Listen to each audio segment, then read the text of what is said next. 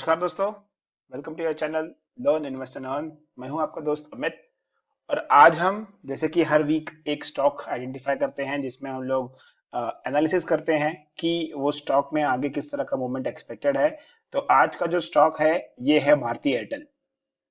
भारतीय एयरटेल पर हम लोग आज के वीडियो में डिस्कस करेंगे कि चार्ट्स पर टेक्निकल चार्ट्स पे वो हमें किस तरह लग रहा है और यहाँ से आगे की मूवमेंट भारतीय एयरटेल में किस तरह से हमें लग सकती है। अगर आपने अभी तक हमारा चैनल सब्सक्राइब नहीं किया है तो सब्सक्राइब बटन पे क्लिक करके चैनल को सब्सक्राइब कीजिए।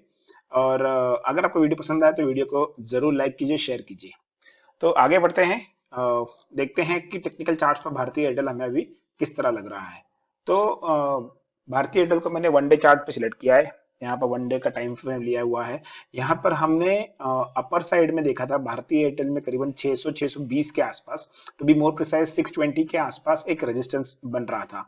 पहली बार जब भारतीय एयरटेल ने इस लेवल को टच किया तो वो था करीबन मई 2020 में। जब काफी तेज गिरावट के बाद, कोविड के बाद जब रिकवरी आना स्टार्ट हुई तो भारतीय एयरटेल ने काफी तेजी से रिकवर किया था।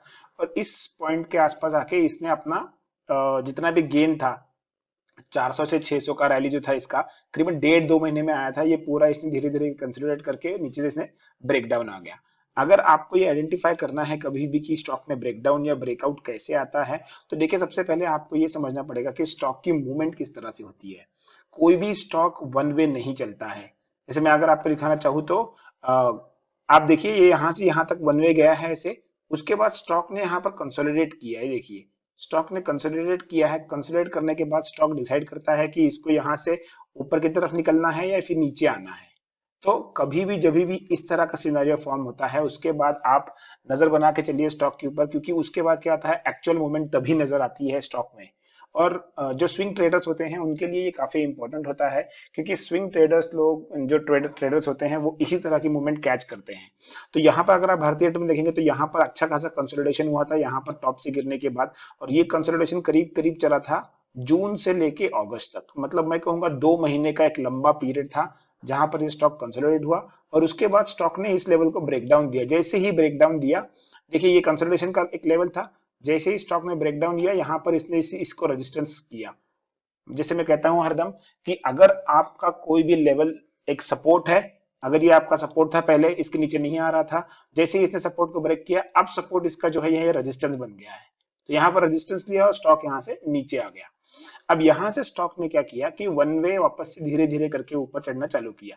अब देखिए स्टॉक एक पूरा एकदम वन वे नहीं, मतलब यहां से स्टॉक निकला, कुछ इसने ग्रीन कैंडल्स बनाई, फिर थोड़ा सा कंसोलिडेट हुआ, फिर ग्रीन कैंडल्स बनाई, फिर थोड़ा सा रिट्रेस हुआ। मतलब स्टॉक की अगर चाल देखेंगे तो स्टॉक देखिए ऐसे चल रहा है, राइट। इस तरह से जब भी स्टॉक चलता है, स्टॉक का जो मूवमेंट होता है वो हेल्दी मूवमेंट माना जाता है। अगर स्टॉक सिर्फ ग्रीन कैंडल्स बना बना के चलता रहता है ऐसे, तो हो सकता है कि स्टॉक फिर बहुत तेजी से नीचे आ जाता। तो जब भी स्टॉक मार्केट में मूवमेंट होती है, मूवमेंट उसकी हरदम इस तरह से होती है, चाहे वो अपवर्ड हो। अगर वो नीचे भी आ रहा है तो स्टॉक ऐसे करके नीचे आता है। तो सबसे इंपॉर्टेंट चीज है कि आपको पहले समझना चाहिए कि मार्केट की मूवमेंट कैसी होती है। अब अगर आप यहाँ पर देखें तो इसने एग्जैक्टली इसी लेवल के आसपास अपने आप को होल्ड किया था। अगर आप भारतीय एयरटेल में देखेंगे तो यहाँ जब ये ऊपर से गिरा था तो इसने इस लेवल्स के आसपास अपने आप को होल्ड किया, जहाँ करीबन 400 का लेवल, यहीं से स्टॉक ने भागना चालू किया था। और एग्जैक्टली स्टॉक ने इसी लेवल्स के पास आके अपने आप को होल्ड किया है। अब यहाँ से जब स्टॉक निकला तो स्टॉक ने फिर से वही 620 का लेवल जो है उसको टेस्ट किया। कितनी बार टेस्ट किया? एक बार स्टॉक यहाँ टेस्ट किया, फिर उसके बाद थोड़ा सा रिट्रेस हुआ स्टॉक, और उसके बाद स्टॉक ने वापस से सेकेंड टाइम टेस्ट किया। 2 बार टेस्ट किया। यहाँ पर हमें एक ट्रेंड लाइन बनाई है, ये आपको जो ट्रेंड लाइन नजर आ रही है, इस ट्रेंड लाइन को स्टॉक ने कंटिन्यूअसली रिस्पेक्ट किया है अक्टूबर मिड से लेके अभी तक। ये बहुत ही अच्छी तरह अपने आप को यहाँ पर इसके ऊपर मेंटेन कर रहा था, इसको रिस्पेक्ट कर रहा था। लेकिन उसी समय पर ये 620 के लेवल को क्रॉस नहीं कर पा रहा था। अब धीरे धीरे धीरे देखिए ये स्क्वीज होता गया। और अब कंडीशन ये आ गई, सॉरी, अब मैं इसको निकाल देता हूं। अब कंडीशन ये आ गई है कि स्टॉक ने अपनी ट्रेंड लाइन ब्रेक कर दी है। कहां पे ब्रेक कर दी है? ये देखिए, इस ट्रेंड लाइन को ये फॉलो कर रहा था, इसने अक्टूबर से इस ट्रेंड लाइन को फॉलो किया है।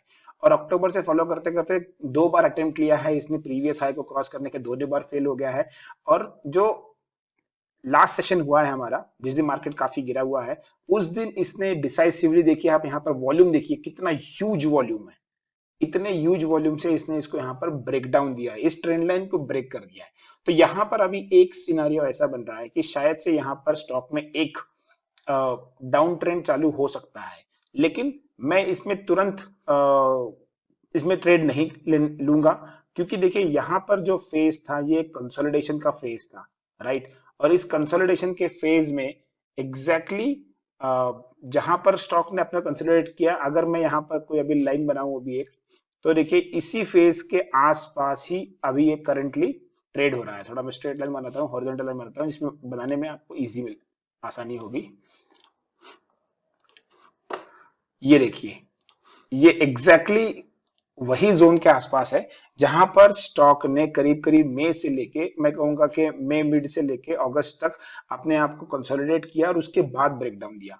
अब ये जो लेवल है वही लेवल है, आप देख सकते हैं कि इस लेवल के आसपास में बीच में एक और बार स्टॉक आया था, भले इस सपोर्ट के नीचे आया है, लेकिन उस टाइम ये ट्रेंड लाइन का सपोर्ट था, तो यहाँ से स्टॉक रिट्रेस हो गया।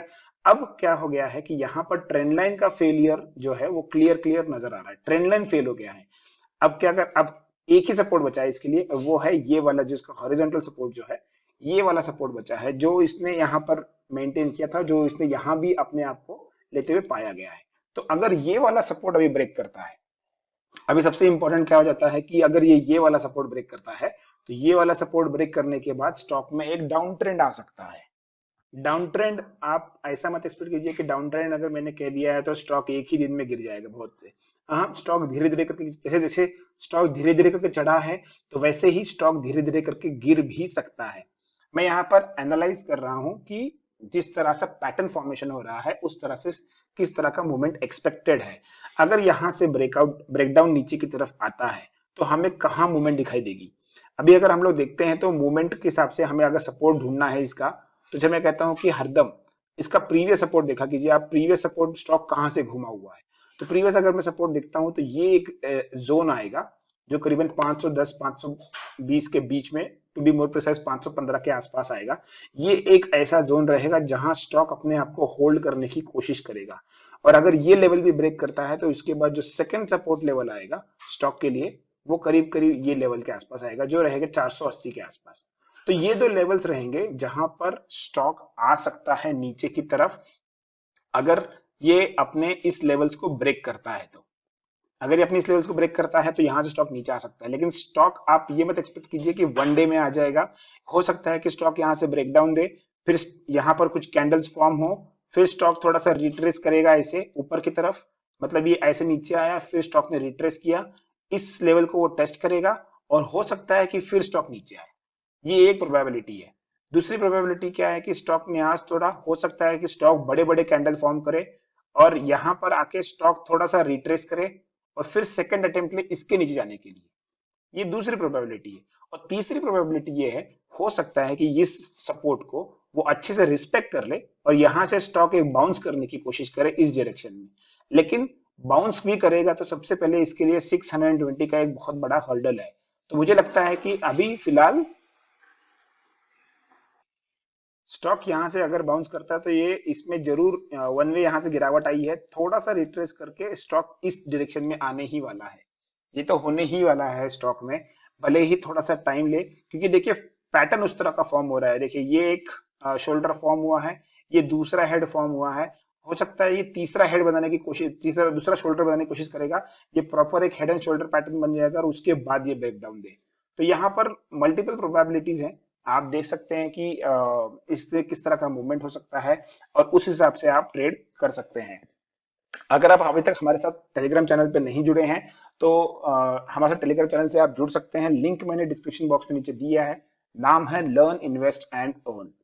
अगर आपको हमारे साथ ऑप्शंस में ट्रेड करना है, अगर आपको हमारा सपोर्ट चाहिए ऑप्शंस के लिए, तो हमारा ऑप्शंस के लिए एक सेपरेट चैनल है ऑप्शन स्ट्राइकर्स के नाम से, आप उस चैनल को ज्वाइन कर सकते हैं, जहां पर हम लोग सिर्फ और सिर्फ ऑप्शन की स्ट्रेटेजीज और ऑप्शन के ट्रेड्स के बारे में डिस्कस करते हैं। तो ये था हमारा आज का वीडियो, ये था स्टॉक ऑफ द वीक। हम लोग इसी तरह आपके लिए और भी स्टॉक्स का एनालिसिस लाते रहेंगे।